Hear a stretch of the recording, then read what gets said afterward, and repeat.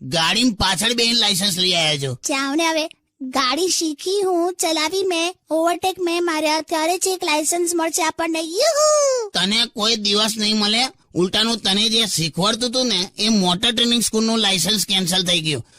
હું નામ હતું પેલા મોટર ટ્રેનિંગ સ્કૂલ નું? અંતિમ યાત્રા ટ્રેનિંગ સ્કૂલ. અંતિમ અલા જતીન બત્રા ટ્રેનિંગ સ્કૂલ. હું અંતિમ યાદ. જો કે બરાબર છે, તે જે હિસાબે ચલાવી તે પ્રમાણે આ જ નામ હોવું જોઈએ. શીખતી હતી યાર, come on. Room room room, PP, બાજુ કસો, પીપી, બાજુ કસો, પીપી. ગાડીનો દરવાજો ખોલો, કોઈ કાયું. શું ગાડીનો દરવાજો ખોલેલી? સ્ટુડિયોમાં છે આપણે. કોણ છે લા? તું છે? હા હું છું, ખોલો. મારા નસીબમાં બે જ જણ છે.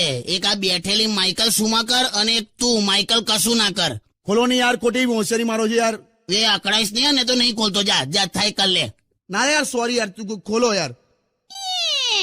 કેમ આવું? બકા, દુઃખ છે ને, દુઃખ એ હંમેશા સાથે જ રહે અને સુખ આવતું જતું રહે. એટલે વાઈફ હંમેશા સાથે જ રહે પણ સાડી ઘેર આવતી જતી રહે એમ. ચૂપ રહો હવે. ગીતો કા મજા આવી ગઈ. લે જો મારી વાત શાંતિથી સાંભળી લેજો. તને કહું, સોસાયટીની બધી આની બેનપણીઓ છે ને એ બપોરે આવે છે અને અંદર એસી ચાલુ કરીને રૂમમાં બેઠા હોય છે શાંતિથી. હવે તું વિચાર કર, 12-15 જણ આમ ભર્યા હોય, એમાં તંબુરોલા ઠંડક લાગવાની તને. અને અંદર જવું તો વાતો કેવી એ લોકોની, કે પેલી મંગળા માસીની દીકરી કોક હારે ભાગી ગઈ, પેલી ભદ્રાને ડિલિવરી પ્રોબ્લેમ છે તો બાબો નથી થતો. અલા પણ હું એમ પૂછું, ભદ્રાને બાબો ના થાય એમાં મારો વાંક? ચૂપ રહો હવે. તો પણ બપોરે શું કરો છો તમે? કઈ નહીં, હું આ એસી માં અંદર એની બેનપણીઓ હાથે બેઠી હોય અને હું બહાર રૂમમાં છાપું પકડીને આમ હવા ખાતો. બીજું હું યાર. એટલે પણ પંખો તો ચાલુ કરાય ને ભાઈ. કશેક તો લાઇટ બિલ બચાવવું પડશે ને. મેં તો હું કરું છું અત્યારે ડિઓડ્રન્ટ છાંટી કાઢવાનું પછી હવા ખાવાની, એટલે આમ થોડુંક એ થાય, આમ ઠંડક જેવું લાગે. મજબૂરી છે લા. તું એક મજબૂરીનો ભાવ આવે ને એવું કઈ ગીત વગાડ દે. ચલો એ બધું છોડો, તમે મને કહો કે મને શું આપું? મને શું પૂછે છે? આમ છે ને, આમ યાદ રાખે ને એવું મારે કે આમ એને તોડી નાખે એવું આપવું છે. તોડી નાખ ભાઈબંધી તોડી નાખ. ચૂપ રહો, બોલો ને. એ શું રિંગ આપી દે. હવે જ્વેલરીના શોરૂમમાં જાય છે તો રિંગ આપી દે. રિંગ ના, મારે એને કઈ મોટું આપવું છે. તો ટ્રક નું ટાયર આપલી તો છે ને યાર. ના ભાઈ. હેલો સાંભળ, જો હું એમ કઉ છું. હેલો મેલ દીધો. હેપી દિવાળી જો ભી હે. અરે હું છું હવે. હા બોલ. જઈએ ડોક્ટર પાસે. હા જઈ આવ્યો. શું થયું? કઈ ને આંખ બતાડવાની હતી, નંબર આયા કે નહીં, વધ્યા કે નહીં, બધું ચેક કરવાનું હતું. શું કે ડોક્ટર? કઈ ને કે આમ નંબર ઉતરી જશે પણ કે લીલા જળ જોવાનું કહ્યું. લીલા જળ? હા પણ હવે આપણી કોલોનીમાં દૂર સુધી ક્યાં જોઈએ એવા જળ જ નહીં. પણ મને એક આઈડિયા આવ્યો છે, બોલો. હું તમે છે ને 4 થી 5 લીલી સાડી ખરીદીને મને આપી દો. હે? હા, એટલે છે ને હું પહેરીને આમ ફર્યા કરીશ, તમે મને જોયા કરજો. બીજું શું? વાહ વાહ કાકી, લાયા જોરદાર. હે ને? અરે એકદમ અપાઈ દો. 4-5 લીલી સાડી કાકી પહેરીને ફર્યા કરશે. બે હા. મને છે ને ડોક્ટરે ઝાડ જોવાનું કીધું છે, પહાડ જોવાનું નહીં. હું છે ને બસમાં બેઠી હતી, પછી બસની નીચે જેવી ઉતરી ને હા તો પેલો કંડક્ટર શું બોલ્યો ખબર છે? ચલો હવે આમની સીટ પર 3 પેસેન્જર બેસી જાઓ. હા યાર, પણ બરાબર છે. તો તને ખ્યાલ આવો જોઈએ એમ. હવે હું ચાલી. કઈ જાય તું? મારે તો શોપિંગ કરવાનું છે. લે એટલે મારે નહીં, હવે મારે મારી ફ્રેન્ડ માટે શોપિંગ કરવાનું છે. એની સાથે હું જઉં છું. પુષ્પા ખરી ને, હા એના માટે છે ને ગ્રીન કલરની લિપસ્ટિક લાવવાની છે. કઈ કલર કયો કીધો? ગ્રીન. લીલો? યસ. ગ્રીન કલરની લિપસ્ટિક તો કે મેં કોઈ દિવસ નહીં જોયું. હા ચૂકી દઉં તને. અરે એમાં પ્રોબ્લેમ શું છે કે પુષ્પાનો જે હસબન્ડ છે ને, હા એ આમ છે ને થોડુંક આમ એ રીતનો રહે છે. પુષ્પા માટે આમ એટ્રેક્ટિવ નથી થતો. લા પણ તે લીલી લિપસ્ટિક થી એટ્રેક્ટ થઈ જશે ગ્રીન કલરની? અરે થશે જ ને, કેમ કે છે ને પુષ્પાનો હસબન્ડ છે ને એ રેલવેમાં ગાર્ડની નોકરી કરે છે, તે એટલે ગ્રીન કલર માટે બહુ એટ્રેક્ટ થઈ જાય. My God. ને મેં ક્યાં ના પાડી? પહેલી વાર મારા વખાણમાં એગ્રી થયા. બોલ ના. એટલે એકચ્યુઅલી છે ને આઈ બિલીવ કે ભૈલું, હા તમારાથી છે ને થાય ત્યાં સુધી લોકોની મદદ કરો.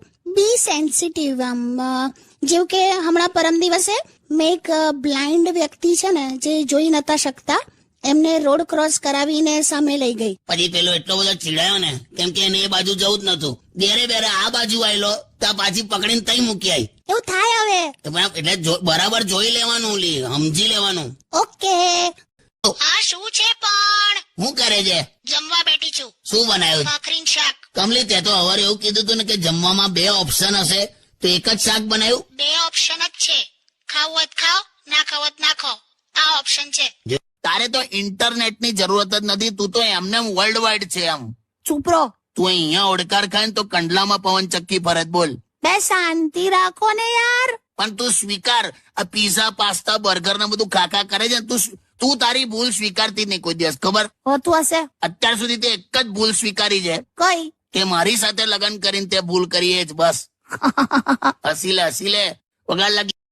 अगर कोई बात करनी होती है ना सीधी मुझसे किया करो, मेरे घर वालों को बीच में लाने की कोई जरूरत नहीं है. अरे क्यों ना लेके आऊं बीच में?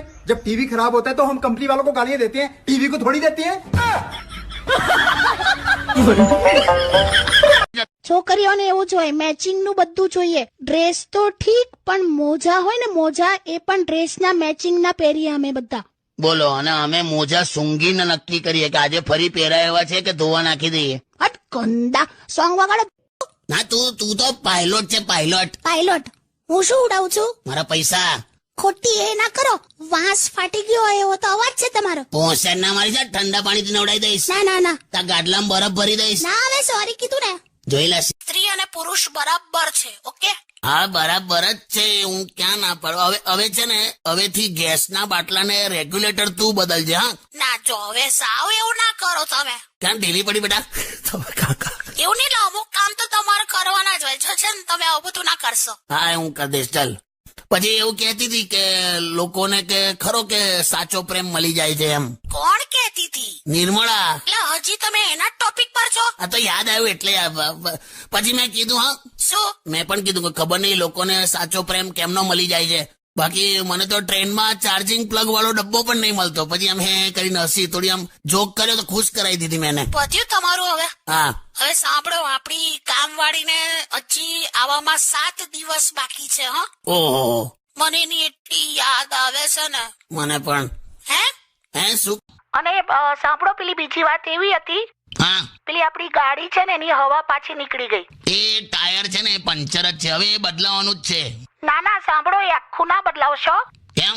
મેં છે ને ધ્યાનથી જોયું ને, તો એમાં શું છે, ઉપરનું ટાયર પ્રોપર છે, બસ નીચેના ભાગની હવા નીકળી ગઈ છે એમ. હે?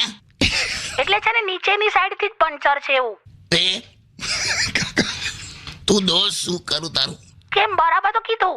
ના, તું તારા લેવલ પર બરાબર જ તે કીધું. તું રહેવા દે, નીચેની સાઈડ થી હવા નીકળી ગઈ છે એવું બોલાય? કાકા કઈ નહીં. તું નહીં યાર. સારું, છોડો, આ તો કઈ કહેવાનું પણ નકામું છે તમને. બે તું મૂકને. હવે 2023 સદબુદ્ધિ આપે ભગવાન તને, એવી પ્રાર્થના. શું થયું? બે મૂક. હવે સવિતાએ મને શું કીધું કે વેલેન્ટાઇન નું કઈક આલો ને ભાઈ. હા, શું વાત કરો છો? તો હું તો યાર એક ધબકારો ચૂકી ગયો કે હવે આ વેલેન્ટાઇન માં બોનસ નું ક્યાંથી ચાલુ થયું એમ. પછી મેં કઈ પૈસા બચાવવા માટે મેં એને ગુલાબનું ફૂલ આપી દીધું. મેં કીધું વેલેન્ટાઇન માં આ જ હોય એમ. તો હું કરવાનું? પણ યાર તમે પણ ખરા છો ને, અત્યારે વેલેન્ટાઇન ના દિવસોમાં ગુલાબ અપાય? તો હું કરું લી, પણ પૈસા બચાવવા કર્યું. હવે એમાં એ શું સમજી હશે મને ખબર નથી. અત્યાર સુધી મને બેન બેન બેન કહેતી હતી, આજે સવારથી મને દીદી દીદી દીદી કરે છે. અલા પણ એટલે ભલે તને બેન કહેતી હતી, અત્યારે દીદી દીદી કરે છે ને. હા તો પણ ભલે ને દીદી દીદી એટલે બેન જ થયું ને.